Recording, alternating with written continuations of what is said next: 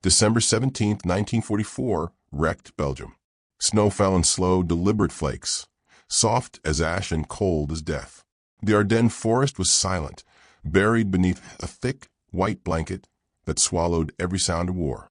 Smoke from distant artillery drifted across the treetops, turning the horizon gray. Private Henry Hank Dalton pressed himself against the charred flank of his Sherman tank. Call sign Naval 2. The steel still radiated heat. The paint blistered and cracked. The machine that had once been his shield, now little more than a burning tomb. He was 22 years old, a Kansas farm boy turned tank driver, a young man who knew more about wheat and wrenches than about war. Now in the middle of the Ardennes, he was alone. Moments earlier, his world had been torn apart. His crew, his brothers in arms, were gone. Corporal Eddie Myers, the loader who always hummed swing tunes between reloads. Sergeant Carter, the gunner who could quote baseball stats even under fire. All gone in a single flash of light when a German shell tore through Able 2's side.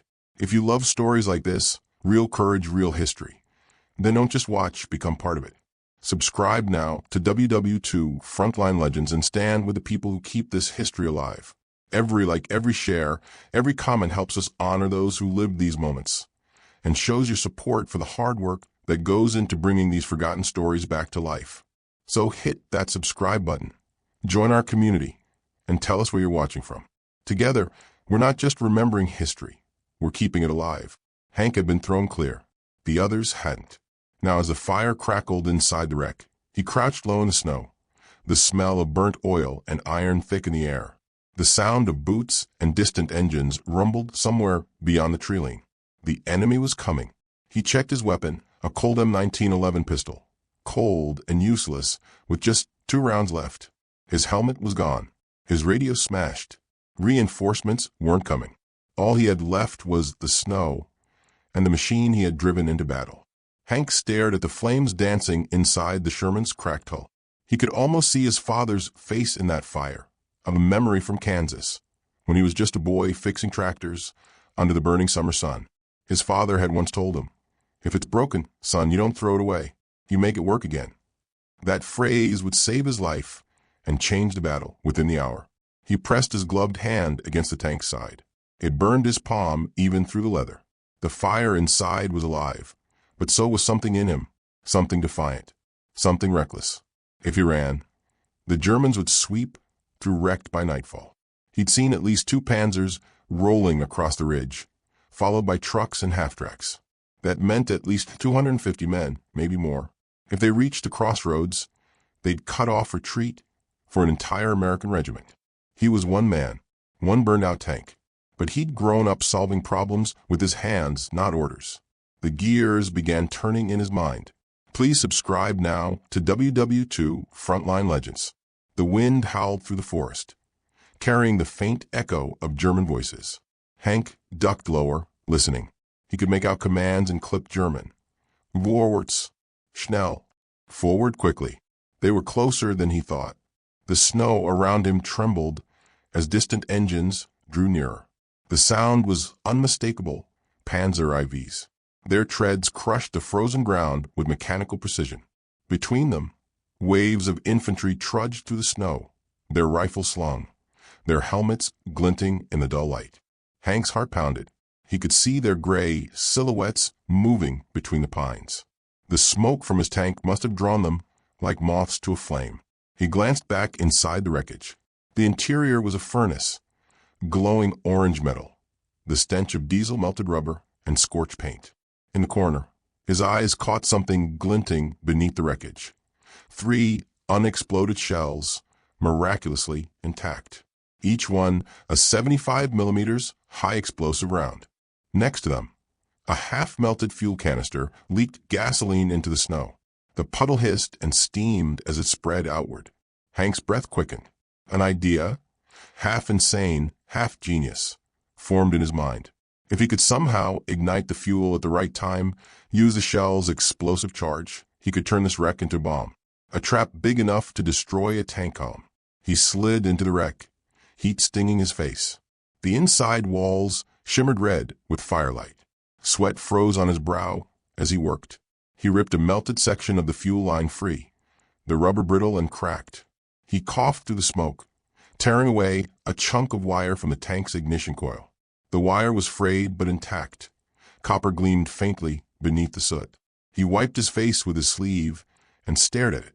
His mind went back to Kansas again, to the fields, the harvesters, the long days when his father fixed machines with nothing but scrap metal and stubbornness. He remembered one summer when a broken ignition on their tractor nearly cost them the crop. His father had used a simple trick, a delay spark through coiled wire and a fuse of kerosene soap cloth. Crude, but it worked. Hank grinned faintly through the soot. Maybe it could work again, just with higher stakes. He crawled out into the snow, dragging the melted fuel line behind him like a snake. The air stung his lungs. His hands shook, but his mind was clear. He began laying a trail of fuel from the Sherman's hull to the tree line, a path about 30 yards long. He soaked it with gasoline, careful not to leave footprints that might give him away. Then he buried the wire beneath the snow, connecting it to the line. All the while, the sound of German boots grew louder. Through the smoke, he saw the first flicker of gray uniforms. 2 scouts, rifle slung, walking cautiously toward the burning tank.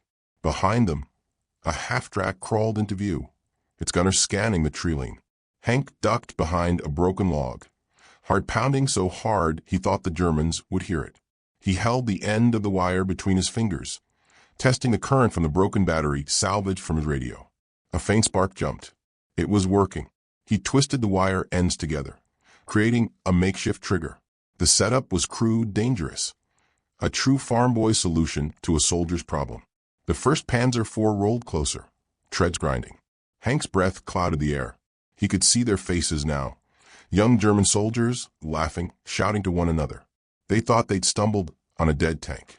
Captain Erich Wolf, their commander, barked an order. The convoy halted. Snow crunched beneath heavy boots as a dozen men approached the Sherman. One climbed onto the hull, striking it with the butt of his rifle. Hank waited. The wire coiled in his hand. His thumb rested on the connection point. "Come closer," he whispered. "Just a little closer." He could feel the electricity in the wire humming faintly through his glove.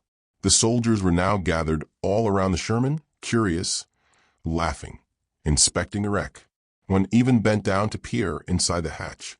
That was the moment Hank pressed his thumb down. The circuit completed. Somewhere beneath the snow, the fuse hissed to life. A faint serpentine whisper, invisible under the blanket of white. He held his breath. Seconds ticked by. The Germans continued to move. The fuse burned unseen. The snow began to glow faintly orange beneath the tank. Then suddenly, silence. The hiss stopped. Hank's eyes widened. Did it go out? Did the cold kill the spark? He froze, staring at the snow. His pulse thundered in his ears. The Germans hadn't noticed.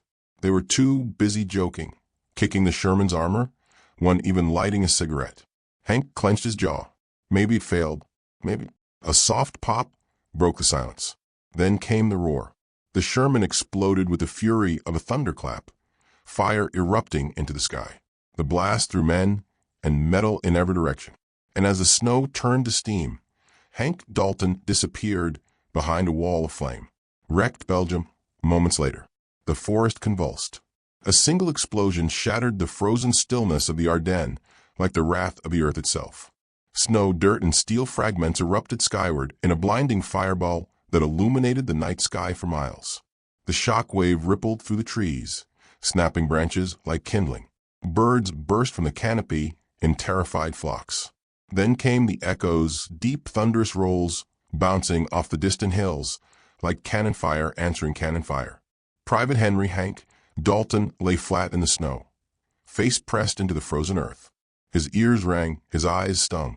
The heat that rolled over him felt like the breath of the sun.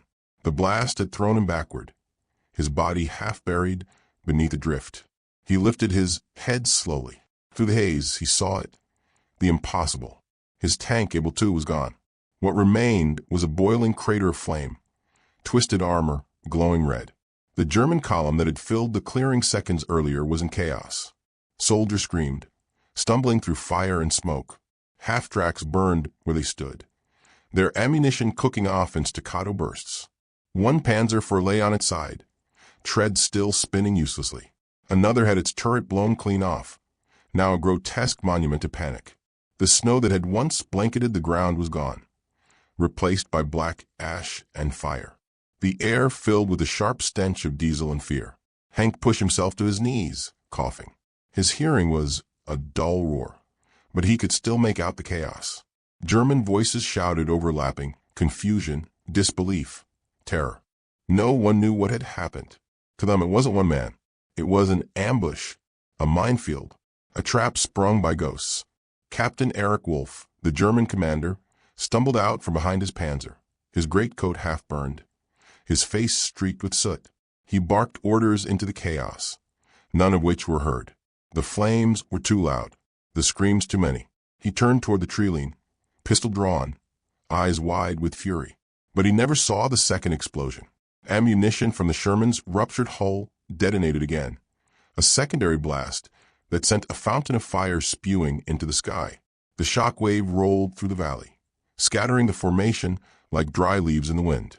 Hank crawled backward into the shadows, every muscle screaming. He could barely feel his fingers, but his instincts carried him. Years of farm work, years of grit, had taught him to keep moving when everything else told him to stop. He ducked behind a half-frozen log as shrapnel whistled through the air. Pieces of steel struck trees, embedding deep. Sparks flew. He looked back once more. The German column was in full retreat. Men abandoned their vehicles, sprinting for cover, shouting about mines and artillery. Some fired wildly into the treeline. Others dropped their weapons altogether. The discipline that had carried them into the forest had evaporated in seconds. 250 men, armed to the teeth, routed by a single farm boy and a burning tank.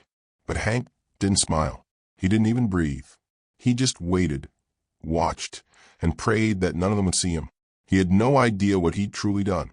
Hours later, the snow began to fall again, light, soft, like the world itself was trying to bury the evidence. By dawn, the forest was quiet once more. Smoke curled into the gray sky, and what remained of the German advance was nothing but silence and wreckage. When American reinforcements from the 99th Division finally pushed back into Recht later that morning, they found a scene no one could explain. A dozen burned-out vehicles, frozen bodies half buried in snow, craters where tanks once stood, and in the middle of it all, a blackened patch of earth marking where Able 2 had exploded. At first, they thought it was artillery, maybe a lucky airstrike. But there were no shell fragments in the area, no bomb craters from above. The only clue was a length of melted fuel line buried under the snow, and the faint smell of gasoline still lingering in the air. A sergeant from the 99th knelt beside it, squinting. "This ain't no mine," he muttered. "Somebody made this." Behind him, they found footprints, one set only, leading toward the forest. They followed them for nearly half a mile before they disappeared near a frozen creek. And then, lying beneath a pine tree, half covered in snow and soot, they found him. Private Henry Dalton, unconscious but alive, his uniform scorched, his helmet gone, his rifle still strapped to his back. When they woke him, he barely spoke. His voice was hoarse, his body shaking from exhaustion and cold. "What happened here?" one of the medics asked. Hank just stared at the smoke rising from the valley. "Guess I got lucky," he said softly. They brought him to the field hospital near St. Vith. The doctors treated his burns, wrapped his hands, and gave him morphine for the pain. When the officers questioned him, he tried to explain what he'd done. The melted fuel line, the ignition wire, the way he timed the spark. But the story sounded unbelievable. A half-delirious tale from a half-frozen soldier. The reports filed that night listed the cause of destruction as unknown munitions detonation. Even his commanding officer laughed. "You're telling me you turned a tank into a bomb with a piece of wire?" Hank just nodded. He didn't argue. He didn't need to. He'd seen it with his own eyes. That night, as snow began to fall again outside the medical tent, Hank lay awake. He could still hear the echo of the explosion in his mind, the roar that had saved hundreds of lives without anyone ever knowing. Gee. But as he stared at the canvas ceiling, another thought haunted him. What if it hadn't been luck? What if the fuse had burned longer than he'd planned? long enough for the Germans to surround the tank, by design. Had he really built it that way? Or had fate intervened? He'd never know. Back and wrecked, days later, American engineers arrived to clear the battlefield. Among the wreckage, they recovered something strange. A half-melted German field radio, still intact. It took them hours to decipher its markings. When they finally did, they realized it wasn't just any radio. It was the main communications link to a nearby Panzer Division headquarters. The same division preparing to launch a massive counterattack. Hank's explosion had destroyed that link entirely, severing orders, confusing command, and delaying the German push for nearly 6 hours. 6 hours that gave the Allies enough time to regroup and reinforce. One farm boy's idea had changed the course of a local battle, perhaps more than anyone would ever know. But none of that reached Hank Dalton. The report was buried under stacks of other documents, lost in the chaos of the Ardennes. His name appeared once, under miscellaneous field actions. No medal, no mention, just a line of ink in a war that forgot too many of its quiet heroes. Yet, among the villagers of Recht, whispers began to spread. They spoke of a lone American tanker who had lured an entire German column into a trap of fire. They called him the Ghost of Recht. Farmers claimed to see his silhouette on foggy mornings, standing beside the old tank husk that still smoked in the field, long after the snow had covered everything else. Was it myth or memory? No one could say, but one thing was certain. The field where he'd made his stand remained untouched. Not even locals dared to plow it. They said the soil still smelled faintly of diesel and destiny. Bastogne sector. Early 1945. The snow was melting now. The bitter cold that had gripped the Ardennes was beginning to fade, leaving behind muddy roads and the ghosts of a battle that had nearly changed the course of the war.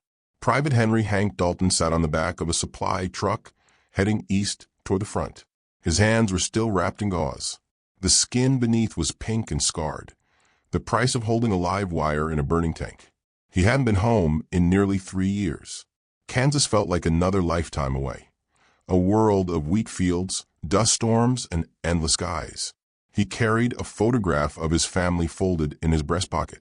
The edges were singed from the fire that had almost claimed him. The army doctors called him lucky. His superiors called him reckless. But no one called him a hero. He didn't mind. He hadn't done it for medals. He'd done it because there had been no one else left to try. Still, at night, when the campfires burned low and the sky turned silent, he wondered if anyone would ever know what had truly happened in that frozen clearing near Recht. Weeks later, an Army engineering team began reconstructing the events of the Battle of the Bulge. They mapped out enemy routes, debris fields, and communication logs, trying to piece together why the German offensive in that sector had stalled so suddenly. That's when they found something that didn't fit.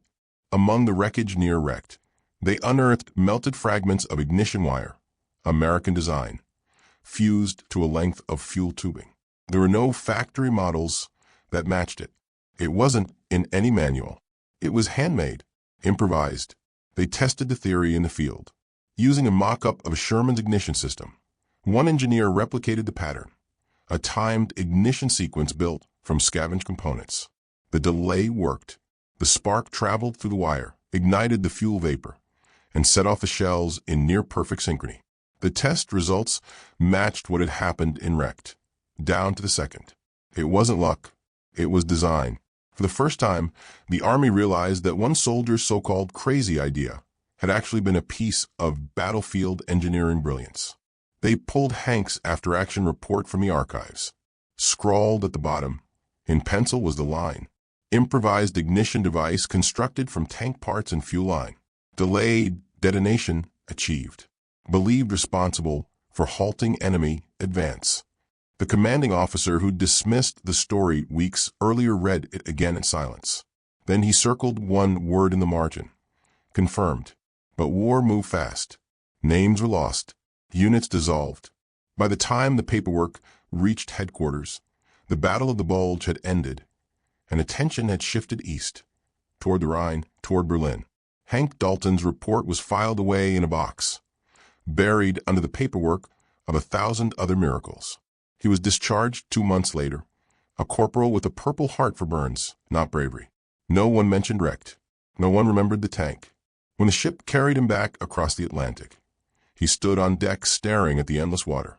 He thought of the snow, the smoke, and the roar of that single explosion that had turned fear into fire.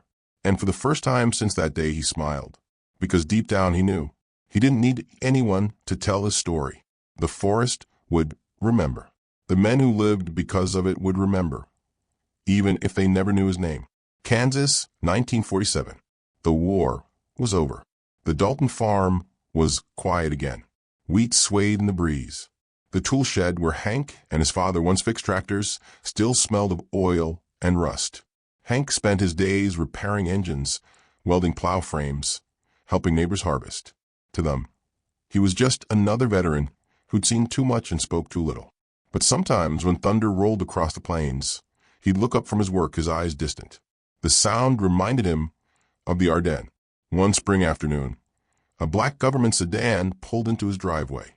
Two men in uniform stepped out, engineers from Aberdeen Proving Ground. They carried a folder stamped classified. They had come to ask him about his farm boy fuse. Word had finally reached Washington. The device he'd built from scraps in a burning tank had inspired new field tests in controlled demolition and delayed charge systems for armored units.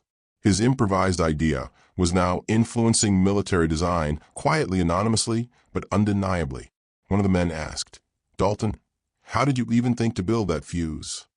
Hank wiped his hands on a rag, smiled faintly, and said, "I just fixed it the only way I knew how." The engineers nodded, took notes, and left. He never saw them again. Years later, when historians revisited the Battle of the Bulge, they uncovered fragments of his story. A single report, a melted wire, a footnote in an engineering log. They pieced it together. The timeline, the explosion, the retreat of 250 German soldiers. What they found changed the narrative of that frozen battlefield forever. The explosion at Recht hadn't just delayed a column. It had severed the communications line of the entire Panzer Division, forcing a 6-hour pause in their advance. That single delay allowed American reinforcements to fortify the Elsenborn Ridge, a key defense that helped stop Hitler's last great offensive in the West. All because one farm boy refused to run. Hank Dalton's name finally appeared in a small military journal in 1963, under the title Unrecognized Acts of Battlefield Innovation. It was one paragraph long, no photograph, no citation. But for the men who study courage, it was enough. Wrecked Belgium, present day. The field where Able to burn still exists. The locals call it Dalton's Meadow. A rusted piece of the tank's tread sits on a stone marker at the edge of the forest. Every winter when the snow falls, it disappears again beneath the same white silence that once covered it. Tourists pass by unaware. Children play nearby, never knowing that beneath their feet lies the ground that stopped an army. Sometimes when the wind is right, villagers say they can hear a low hum, the faint sound of an engine turning over, like a machine trying to start again. No one knows if it's real or imagination, but those who believe say it's Hank Dalton's ghost, still checking the wires, still making sure everything works. Because in war, some heroes never leave the battlefield. So the next time you hear someone say that one person can't make a difference, remember the farm boy from Kansas who turned a wreck into a weapon and changed history with nothing but wire, fuel, and courage. He wasn't a general. He wasn't a scientist. He was just a man who refused to quit. And that, more than anything, is what defines a legend. If stories like this keep the spirit of courage and ingenuity alive for you, then take a moment now. Backhand Index Pointing writes, subscribe to WW2 Frontline Legends. Thumbs up like this video. Speech balloon comment below where you're watching from. And red heart, share it with someone who believes forgotten heroes deserve to be remembered. Because every time you do, you help keep their legacy alive, one story at a time.